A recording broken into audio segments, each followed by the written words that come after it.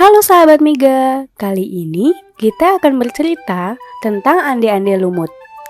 Pada zaman dahulu kala, Raden Panji Asmarabangun dan Dewi Sekartaji menikah untuk menyatukan kerajaan mereka, yaitu Jenggala dan Kediri. Suatu hari, kerajaan diserang musuh, hingga suami istri ini berpisah. Sekartaji melarikan diri dan menyamar sebagai gadis kampung di desa yang jauh.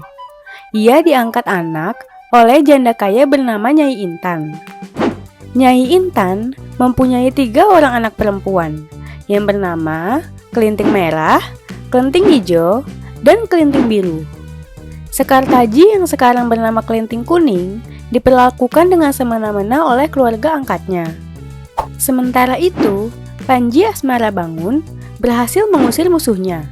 Ia segera berusaha mencari istrinya yang hilang. Sang pangeran berkelana, tapi tidak juga berhasil menemukan sang putri. Hingga akhirnya, ia menyamar sebagai seorang pemuda bernama Ande-ande Lumut, yang diangkat anak oleh Mbok Rondo, seorang janda tua di desa Dedapan. Ande-ande Lumut memasang sayembara untuk mencari jodoh. Banyak gadis yang datang untuk menjadi istrinya. Namun semua ditolak. Tidak ketinggalan, anak-anak Nyai Intan pun mendengar tentang sayembara itu dan ingin ikut serta. Hari itu, Kelinting Merah, Hijau, dan Biru berangkat menuju desa Dedapan dan meninggalkan Kelinting Kuning. Sebelum sampai, jalan para gadis itu terhalang sungai. Ketika bingung mencari jalan menyeberang, seekor kepiting raksasa bernama Yuyu Kangkang menawarkan diri untuk membantu. Sebagai imbalannya, mereka semua harus mencium Yuyu Kangkang. Gadis-gadis itu setuju saja dan berhasil diseberangkan dan tiba di rumah Mbok Rondo. Akan tetapi, ande-ande lumut menolak mereka semua dengan alasan telah mencium Yuyu Kangkang. Setelah ditinggal, Kelinting Kuning pun pergi ke sungai dan bertemu dengan bangau ajaib. Sang bangau berpesan agar Kelinting Kuning ikut sayembara.